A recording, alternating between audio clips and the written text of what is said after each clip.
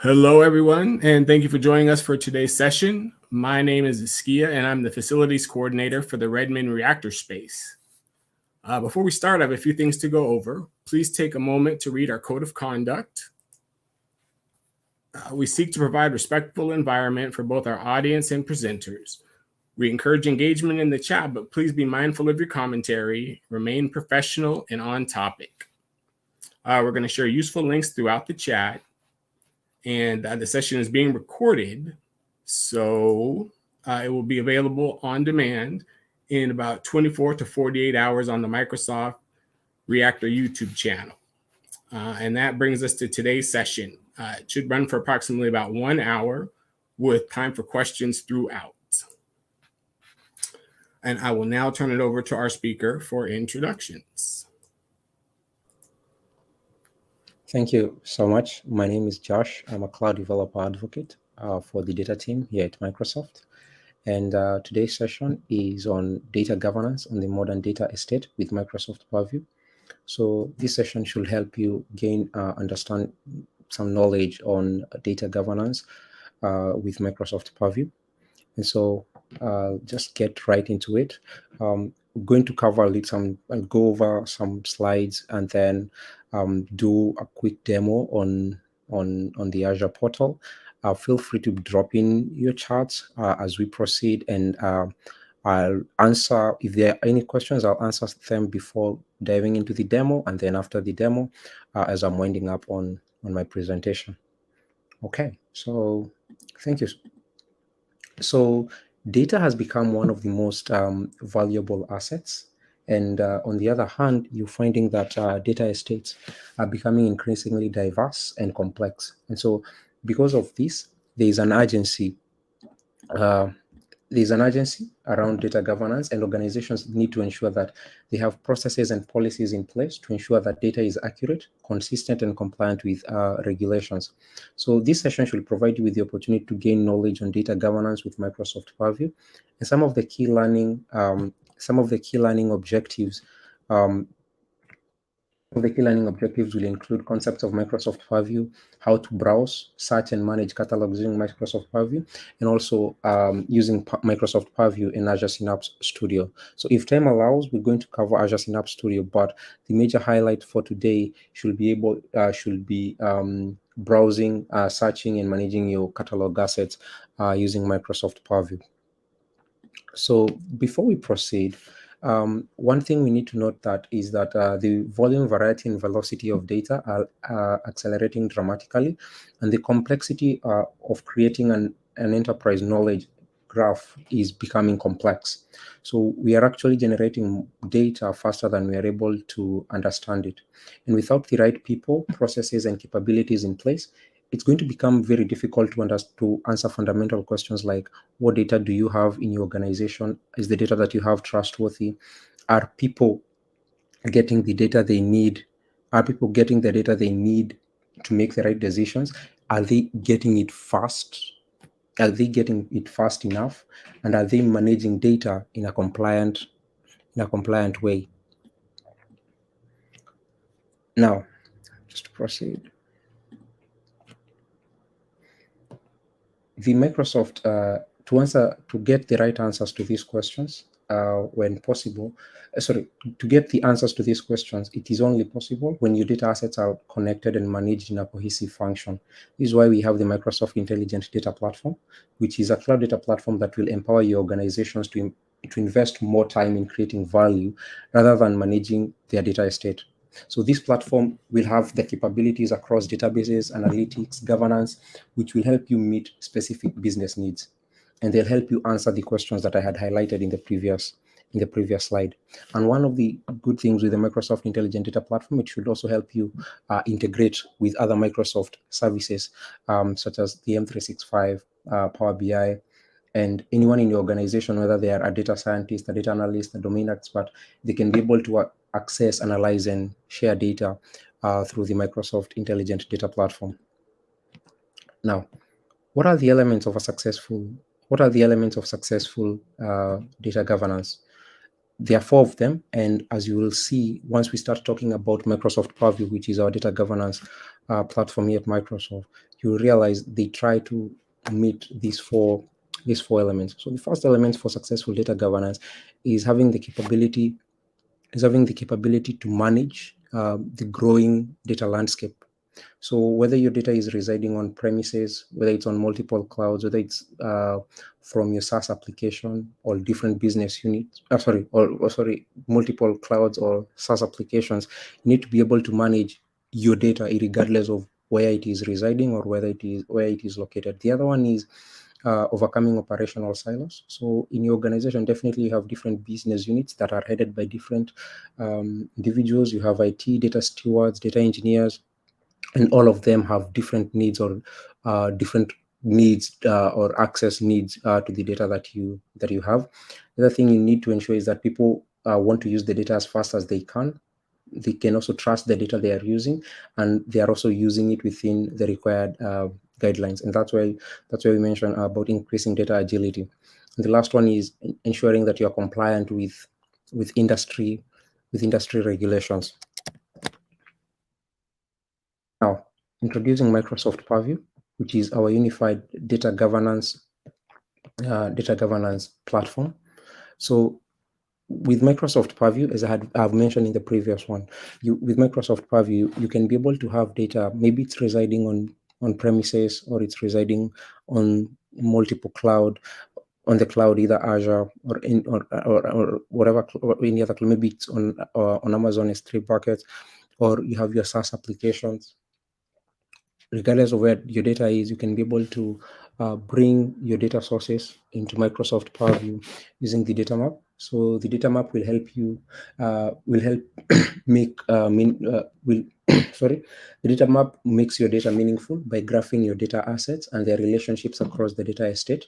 So it's going to help you discover data and also manage access to the data. So it's going to come up, once you put these different sources into Purview, it's going to enable you discover data and manage the access to that particular data. The other feature of Microsoft Purview is the data catalog. So with the data catalog, it's going to help you find trusted data sources by browsing and searching through your data assets. And we're going to see this in a little while when we start working on the demo on the Azure portal. So the data catalog will help you align your assets with friendly business terms, and also data classification to identify the different data sources that you have.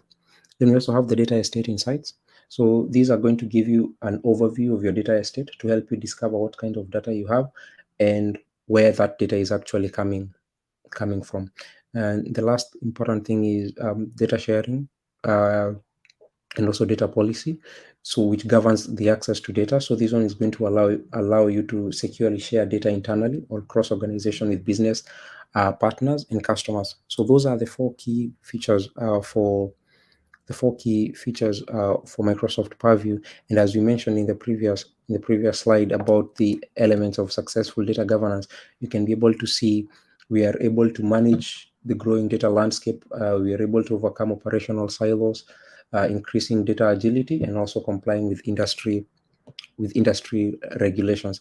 And you can be able to see also where different users sit or in terms of what they might be needing when it comes to their data governance solutions. So you can be able to see for data officers the data estate insights and the data policy or data sharing. That is going to be one of the important areas where they'll be looking at. And for data producers and data consumers, the catalog and the data sharing the data catalog and the data sharing also becomes very, very important for them. Now, just to look at these a little bit in depth, let's have a look at the data map and the data catalog before switching to the Azure portal and just show you how everything comes together. So with the Azure data, with the data map, as mentioned, it's going to create a graph that describes your data assets and their relationships across your data estate. As you're going to see in a demo that I'm going to be doing, you'll be able to see we bringing data from different sources and being able to describe the different relationships between all of these data in your data estate. The data map is also going to allow you to have automated data scanning, classification, and lineage extraction of hybrid data stores. So you can be able to set these scanning rules that maybe run after a particular period, just to scan for the data across your data estate from the different sources that you'll have created. It's also supports over 35 data sources, and it's growing, and I'll be able to show you some of the currently supported data sources at the moment. The other thing just to mention is the data catalog. So the data catalog enables for the browsing and searching of your data assets. So it's going to allow you to search, browse, and curate your data assets. It's also going to provide you with intelligent recommendations and linear visualizations of your data assets. So I think at this point, I'm going to switch to the Azure portal. Just going to stop sharing here and switch to the Azure portal so that I can be able to show you some of these so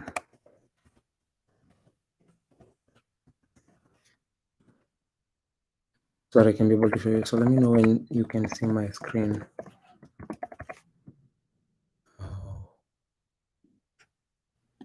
You can confirm for me, ask here whether you can be able to see my screen. Yeah, right now it's black. Still blank. Okay.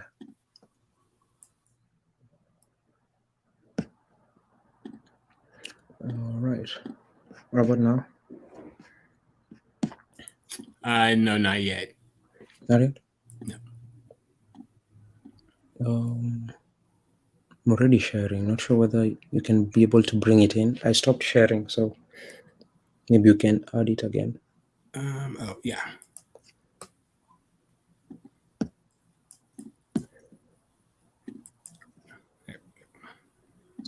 Good now? Yeah, I can see it. Perfect. Thank you. All right. So to get started, the first thing we need to do is creating a Microsoft Purview account.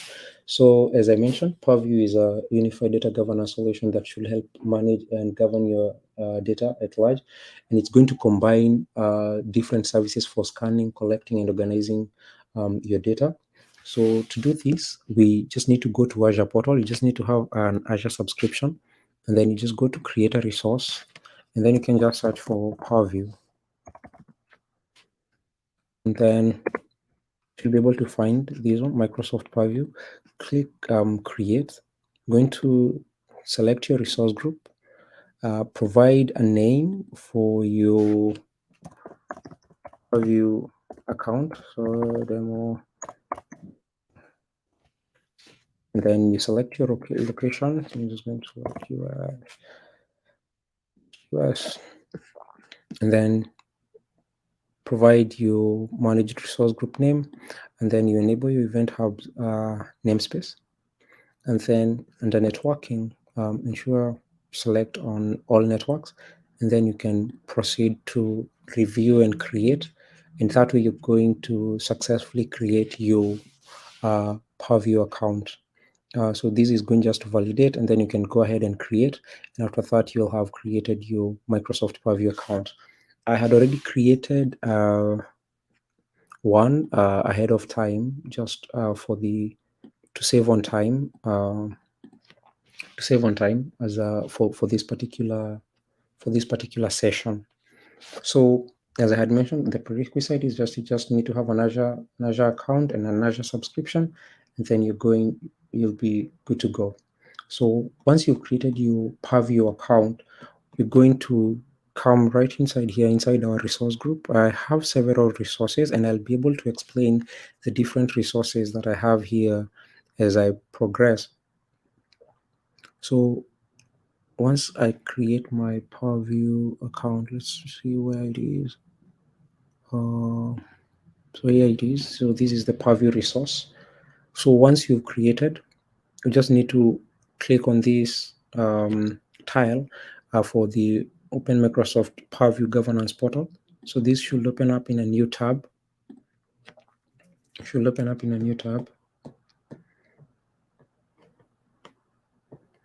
And this is the Microsoft Purview. This is the Microsoft Purview. This is the Microsoft Purview portal. So from here, this is where you are able to perform your different governance operations, and I'm going to show you how we leverage the data map and the data catalog directly from here.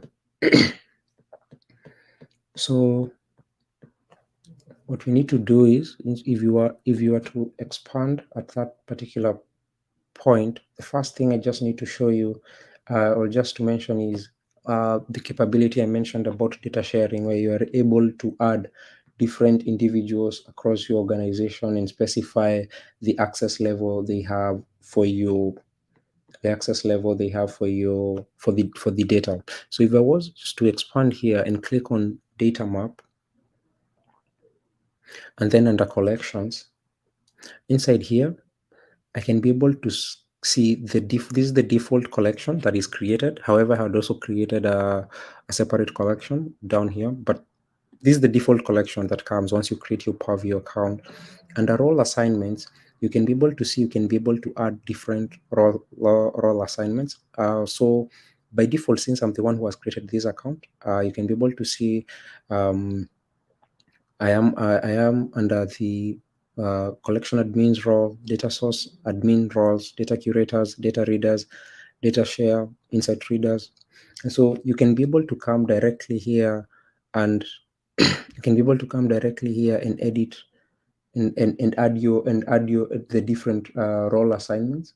So for example, if you need to add a collection admin, you can be able to click right there and you can be able to search their name and also add them directly inside there. So the user just needs to be inside your Azure Active Directory and you can be able to add them directly. So collection admins, so just to go over the different roles that we have here, the collection admin, this is an individual who has read-write permissions for your collections, and they can manage collections and also add role assignments. Then we have the data source admins. So the data source admins, they have the read and write permissions for your sources and also the scans that you might be running as well. And so the data source admins, they manage your data sources and also your data scans. We also have data curators. So the data curators, they have only the read write permissions for your catalog, and so they have access to the catalog and they can read and also write. So read and write permissions for the data catalog. And finally, we have the data readers who have access only to the catalog, and the only permissions they have are the read permissions for the catalog. So you can be able to come right inside here and specify the different people and the different access levels within the organization in terms of what they can be able to access. Now, the next thing we're going to do is, so that just I can be able to show you more about the data map, is the sources. As I had mentioned, we can be able to add different sources. You can be able to bring in your data from the different sources. And to populate Microsoft Purview with assets for data discovery and understanding, you must register the different sources that you have in your data estate, so that you can be able to leverage out of the box scanning capabilities. So scanning will enable Purview to extract technical metadata, such as the schema, the data types, and also it's going to apply classification by passing a sample of the underlying data. So at this point, I want us to register and also scan some of the data sources that we might have. And just for purposes of this demo, I had created an Azure Data Lake storage Gen 2 account, and also a SQL database as well, so that just to show you how to bring in these different sources. So we have our data in the ADLS Gen 2 and also on SQL on a SQL database, and I'm going to show you how we bring all of that into Azure Purview. And just to show you, those were the different resources I was mentioning. If I was to come right here can be able to see the different resources that so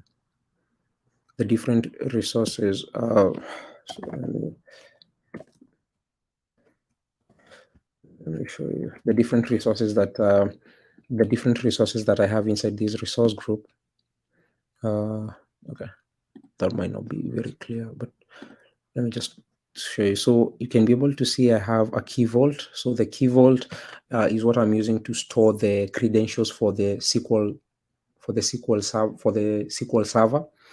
So that's why we have the key vault right here. I have my SQL server and my SQL database. So we have some of the data that is already stored in the SQL server. We also have a SQL VM as well. We have our Synapse analytics workspace. If time allows, we're going to work with that as well. We also now have our Purview account. We also have our ADLS, the Azure Data Lake storage account as well, and also a storage account for Synapse, which is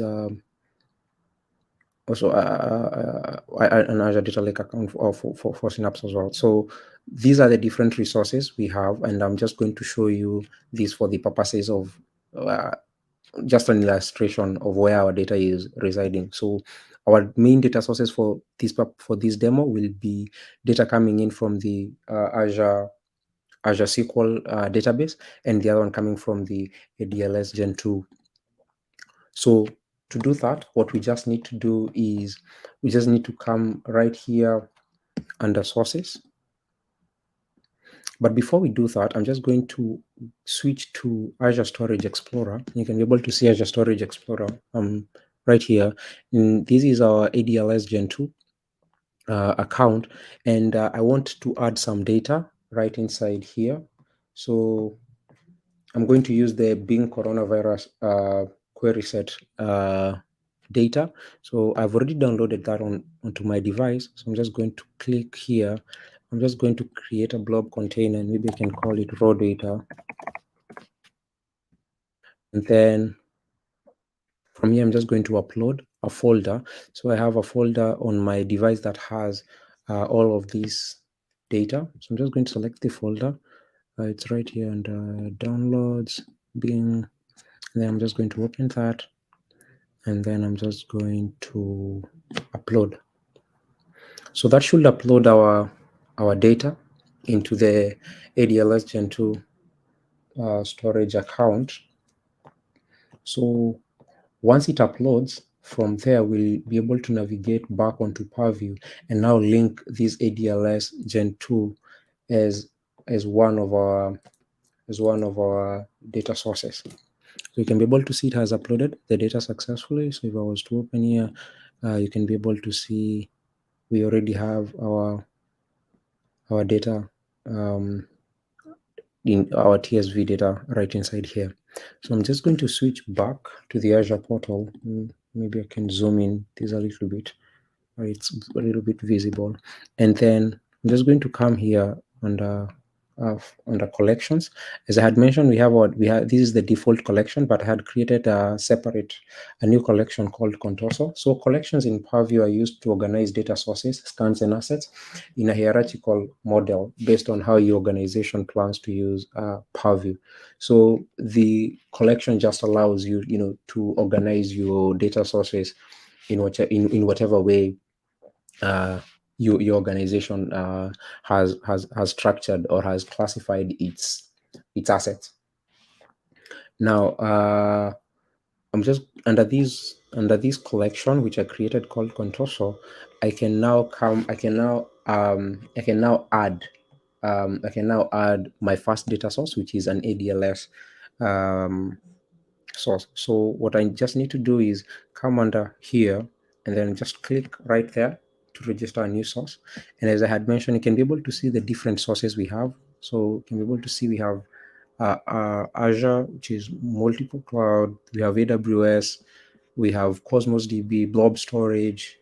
We have the Azure Data Lake Storage Gen 1. We have the ADLS Gen 2.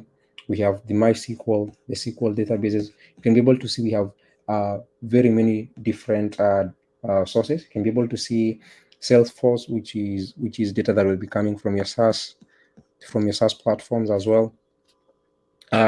So for this particular one, I'm going to select the ADLS Gen 2. Then I'm going to click continue. And then I'm just going to select an Azure subscription.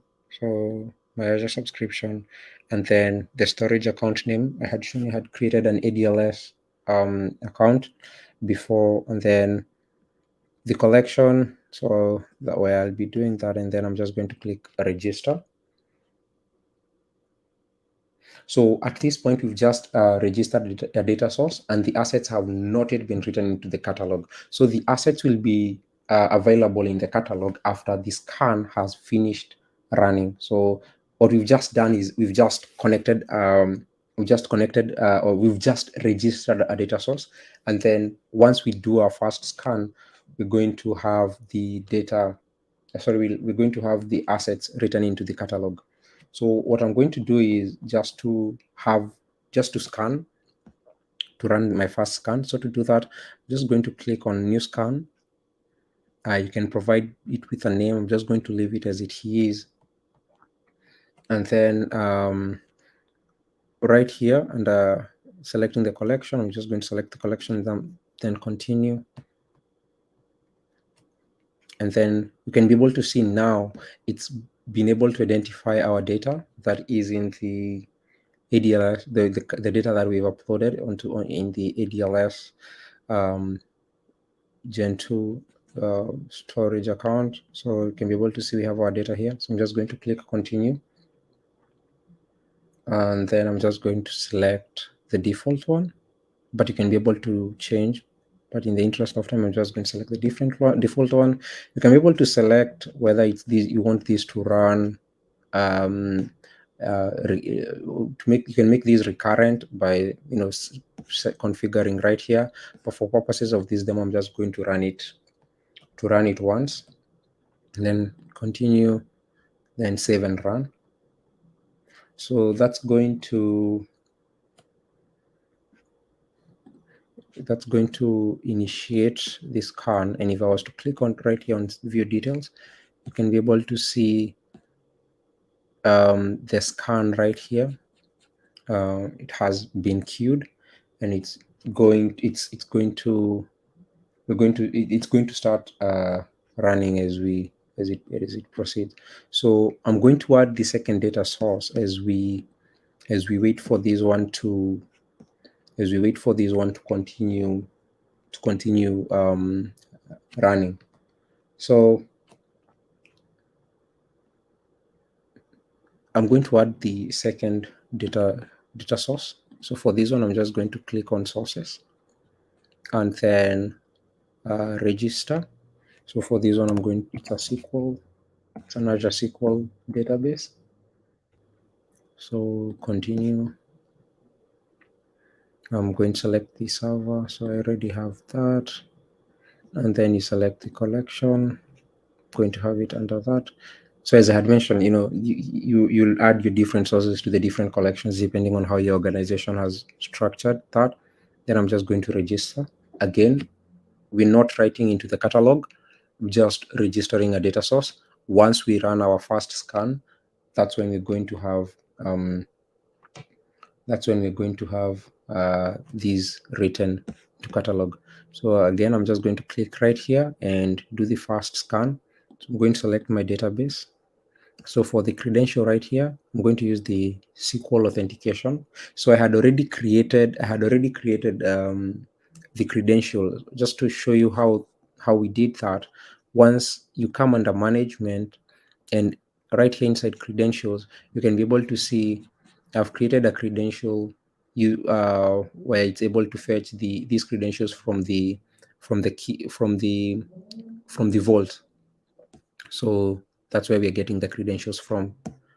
I'm just going to go back to the data map, and I'm going to initiate a new scan right here. So not for the ADLS, but for the SQL database. And then I'm going to select the database, and then I'm going to select the credential right there, and then click on continue.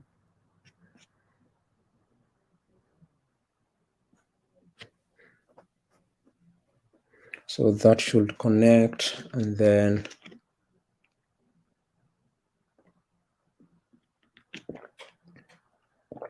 It will take just a little bit of time so you can be able to see the different assets that we have inside that database. And I'm just going to click continue. Again, just run this scan once for purposes of this demo, and then I'm going to save that and run. So that's going to go there. And so let's check for the ADLS whether it has discovered any assets. Still, the scan is still in progress, not yet. It hasn't completed yet. But if we go now to the data catalog, if we go to the data catalog and if we go to the data catalog, we should be able to see, if we click on browse assets, you can be able to see that we have our collection right here. You can be able to see your assets coming in now. You can be able to see the different assets, and you can be able to see these are from the ADLS Gen 2 resource. So once the scan completes, you'll be able to have all your assets now right inside here in Purview. And if you remember, one of the key elements for a successful or one of the key elements of successful data governance is the capability to manage your complex data estate or your complex data landscape. And you can be able to see the power Purview provides you with, where wherever your data is residing, whether it's on Azure, on different resources on Azure, whether it's from your SaaS application on multi-cloud, you can be able, whether it's on-prem, you can be able now to have all those assets directly from Purview. So it checks the first it checks the first box for successful data governance, where you are able to manage the growing data landscape. We also mentioned about overcoming operational silos, and I showed you that where we were able, under the data map, you can be able to select, you can be able to add the different roles that you have right there. So we're going to proceed as these scans are still running. I know they might take a little bit some bit of time. Let's check how the SQL one is doing, and then we can just proceed as the scanning is running. But you can be able to see it has discovered assets, 18 assets, has classified 15 of them. So we're just going to allow that to continue running as we proceed in the interest of time. Now, the next part I want us to cover is the searching and browsing using the data catalog. So we've explored the first feature of the data map, which just we've been able to register our data sources, and we've been able to run our first scan. So the next thing I want us to look at is the data catalog. So once your sources have been registered and they've been scanned, the underlying data catalog will now begin to populate with assets that represent real world objects.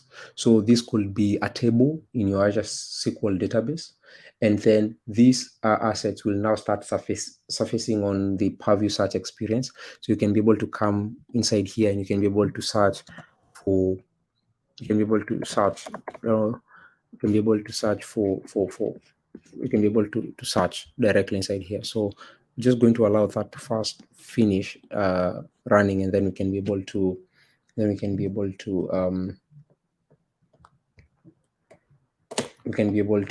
proceed. So we can start right here. We can just start right here. If you come to the data catalog and then browse, you can open the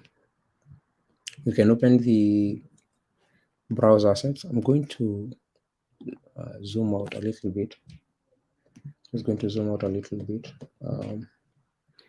So that everything can just fit inside well. So if I come inside there, and then you can scroll down here. You can be able to see down here where you can be able to view, rather to narrow down the results you have right here. So if I was to scroll down here and under classification, select country or region, you can be able to see these are the assets that have been classified as country or region. So you can be able to see these ones which are queries by state, and you can be able to see the different, you can be able to see the schema and the different properties you have for this particular asset. So the Microsoft Purview governance portal is provided as the default user experience. You can also access the underlying platform using the REST API, and for that particular one, we're going to I'll be sharing a link at the end of this session for you to look at that. Now, in these assets that I've opened, the query by states asset, if you click on edit, you can be able now to modify the different asset details. So for example, we can be able to add the description for these assets. So for example, we can say like this data set was curated from the bean logs over period. I can just say from date to date, like that. So you can that's just a random description. So you can be able to provide a description for your data asset, so that like anyone will be using this data, they can be able to know where this data is coming from, and they can be able to answer. You remember that one of the key critical questions, the important questions we were trying to answer is, the data you're getting, where is it coming from? Is it trustworthy? And are you getting the data that you actually need for the right to make the right decision? So you can be able to update the details for these different assets. So you can also provide the classification right here. So you can select the classification. Maybe you can select like world cities, and then under schema, you can be able to see the different columns that we have for this particular asset. So you can be able to provide, like for example, here you can be able to provide the data type. You can be able to provide the description for your asset as well. You can be able to update all of these. So like maybe you can be able to provide the description for these different columns. So just maybe an example, can just like update on which query was issued. So then you have maybe like actual query user, so and so on and so forth. So you can just continue adding, continue updating your schema. Now, then the last thing that I need to highlight here is contacts. So under the contacts, the contacts tab allows you to set someone within your organization to be an expert and an owner. So assets can be related to two different contacts. So one, the experts, these are often business processes or subject matter experts, whereas on the other hand, owners are often senior executives or business area owners that define data governance or business processes over certain data areas. So right inside here, again, it's going to get these, you can be able to add different users, and it's going to fetch this information from Azure ID. So then you just go ahead and save. And so you can be able to see, so we've done like editing, another important thing. So once you've edited these the different ones, you can be able to see, we can be able to see under properties, we can be able to see some of the changes we've made. And under the related tab will allow you to see other assets within the same path. So you can be able to see, we were looking at queries by state. We also have queries by country. So this provides you also assets within the same path. Now, if I was to go back to browse assets and maybe clear the filter that we had applied, you can be able to use the search. So you can come just right here under browse. You can be able to use the search experience for keyword-based discovery. So what you can do is you can just come here, right here under by source type, if you want to browse. Now, once you have all your different assets cataloged, you can be able to come here and you can be able to also, for example, here we were browsing by collection, but you can also browse by source type. So you can be able to see it has already identified the different sources we have for the different registered sources. So for example, if I want to see some of the assets in the ADLS Gen 2, I can just open that, and then just open the account, and then inside here I can be able to see the different data that we have, and I can go ahead and just open, and I can be able to see everything that is inside there. So that's the part on the data catalog. And I'm just going to pause right there and just ask whether we have any questions before proceeding.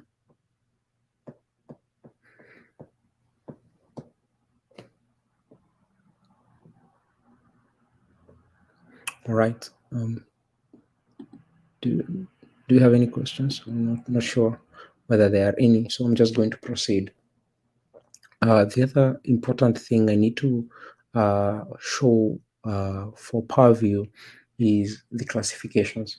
So in Microsoft Purview, classifications, they are just similar to subject tags, and they enable you to mark or identify the data of a specific type within your data estate during scanning. So they just enable you to better manage your data. So just to show you how we create classifications, and this is the role of a data curator to be able to create classifications, and also so let's just have a look at it. So if I was to go back onto the data map, if I click on data map, we have classifications right here. So you can be able to see the default, or rather the system built, the system built-in classifications, and we have quite a number of them. So once your data is once after scanning the data, you can see it's able to be classified into one of these different classifications. However, you might be having data that doesn't fall in any of these built-in classifications, and for that you can be able to create your own custom classifications. So for example, just to do that, you just need to click on new classification and you provide one. So for example, I'm just going to call this Twitter handle like that, and then I'm just going to provide a description for the same. So like for example, say the username appears at the end of your unique Twitter URL. Then click OK. So once you do that, if we come under the custom classifications, you can be able to see the classification that we've created. So what we need to do next is to create your custom classification rule, which is basically a regular expression that will allow you to automatically classify your data. So to do that, we have two types of classification rules. So we just need to create a classification rule. But before we do that, just to mention, we have two types of classification rules. One is a regular expression, which performs pattern matching against the actual data. And the other one is a dictionary-based classification rule, which allows you to supply a list of all possible value via a CSV or a TSV file. So to do that, I'm just going to come right here under classification rules, and then going to select a new classification rule, and then I'm just going to call this Twitter handle, and then just use the same username.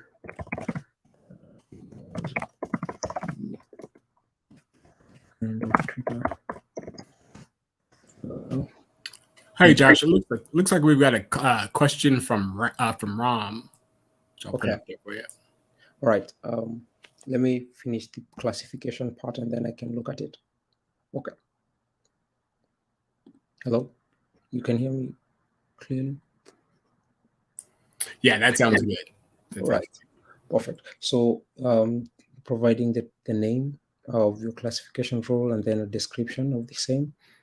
And then the classification name, I'm just going to select our custom classification that we created. That's Twitter handle. And then it's enabled. And then for this particular one, we're going to use regular expression. As I had mentioned, there are two types of classification rules, regular expressions or a dictionary. So for this particular one, we're going to go with regular expressions. And then click continue. So for this one, we're going to need a file.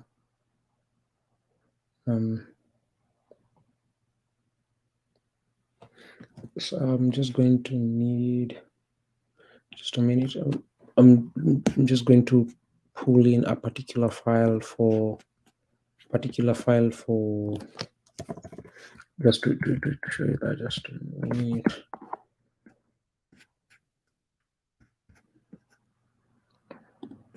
So we're going to use this file to create our classification.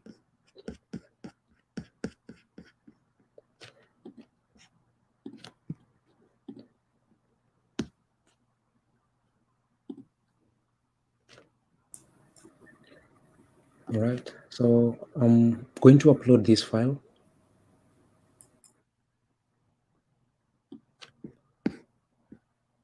You still can see my screen? Not currently. Right, let me try resharing it again. Sorry about that.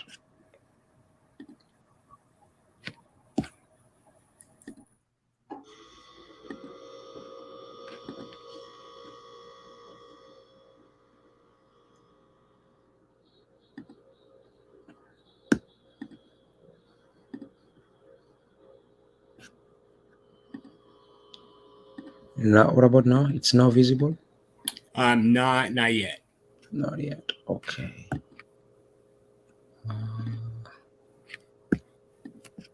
Okay, let me stop sharing and then try resharing it again.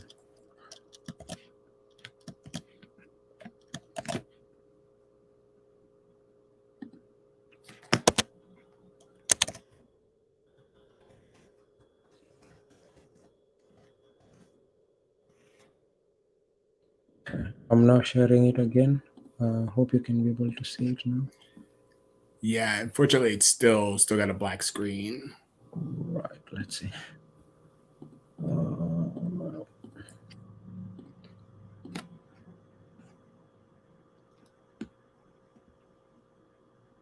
Okay, I think we got it here. Okay. I'll have to repeat that again. Okay. So what I was saying is we have different we have two ways for classification, two types of classification rules. So one is dictionary based and the other one is regex based. So to do that, I'm just going to create a new classification rule, and then I'm just going to call this Twitter handle, and then I'm just going to call Twitter handle rule. You can provide a particular description. I'm just going to rush here because of time, and then I'm going to use regular expression, and then continue.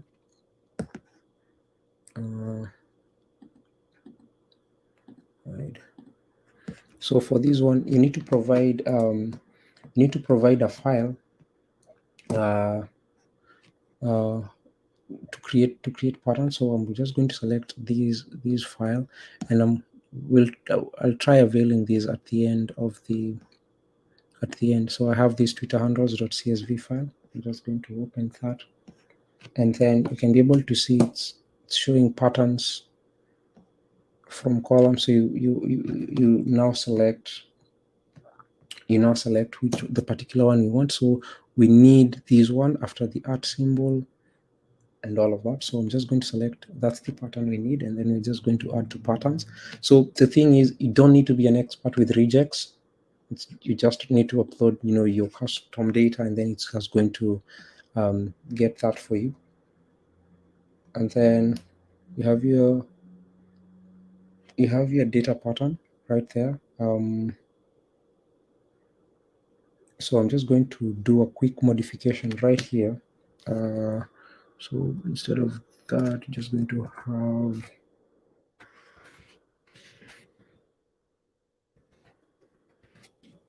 right. So we're going to just ensure we have the correct pattern right there, and then column pattern. Not just going to leave it as that, and then you're going to click create.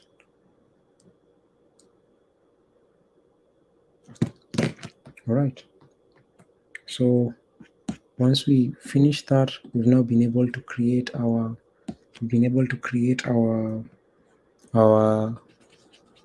custom classification. I can go back to the data map and do a new scan. So if I come under the data map, let's come under data map, and then scan rule sets. Inside the scan rule sets, I can now create a new scan rule set. So right, this one I'm just going to apply it to the ADLS. I'm just going to give it a name, maybe Twitter scan rule set. And then you can provide a description right there, and then continue. And then for this particular one, I'm just going to be looking into this particular file, which is the one that I want to scan for. Then click continue, and then I'm not using these system rules. I'm just going to be using the custom rule that we created. Then continue, then you create.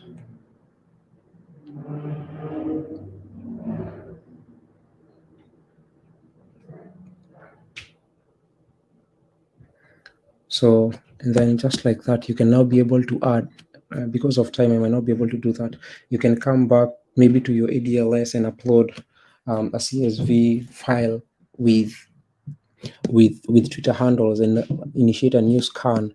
And once you come to the data catalog, you should be able to see the new. Okay, you should be able to see the new data asset with the custom classification that you have applied. So I'm just going to switch back to my slides. Sorry about that. I'm just going to switch back to my slides, and so that we can wrap these up. So one of the important things that we've been able to show today is how Microsoft Purview provides you with that unified governance platform where you are able to load your data using, rather you are able to register your different data sources using the data map, and then you are able to have these different relationships of your data across your data estate, regardless of where your data is coming from. We also have we've seen how we leverage the data catalog to find your trusted data sources, browsing through your data sources, and having the capability to classify your different data assets, and creating even custom classifications, which becomes important, especially when now you're dealing with data assets where the classification isn't aligning with what is provided inbuilt. We've not been able to cover the data estate insights, but you can be able to see some of these from Microsoft Learn. And also, one important thing we've been able to see is governing access to your data. So allowing you to share your data internally or cross organization using business partners and customers.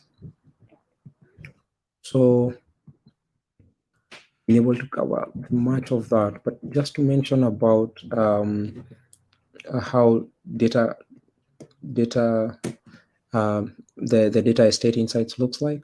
So it's going to allow you to see, it's going to provide you with that graphical interface where you are able to see the data asset distribution.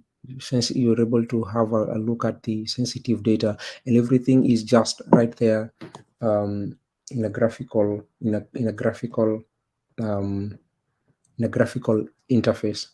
So it has been interesting to share with you about data governance and Microsoft Purview.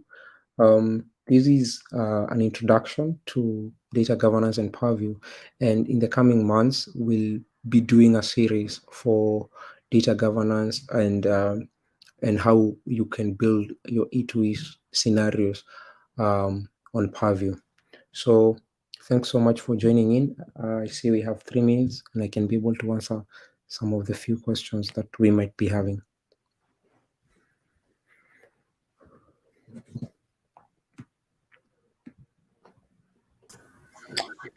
Yeah, it looks like Ram is asking how to restrict access on a column. And he says, for example, or they say, for example, social security number column. How do we restrict the? Yeah, how to restrict access on a column.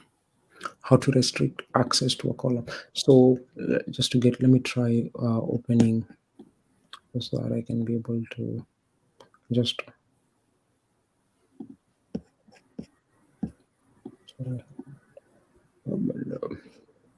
So he's asking how you can restrict access, like in terms of to a particular column or to a particular asset. That I guess that's the question, right? I believe so.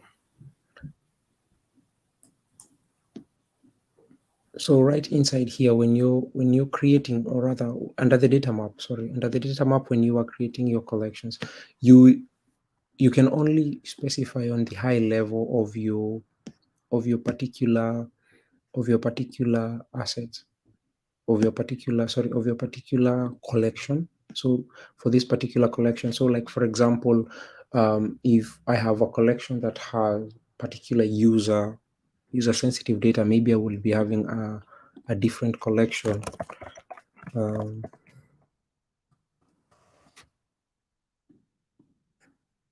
then right inside here, I can be able to specify the particular access for this particular collection. And now all the data assets that I'm going to add inside this collection are just going to be accessed by the individuals I actually specify under here in the role assignment.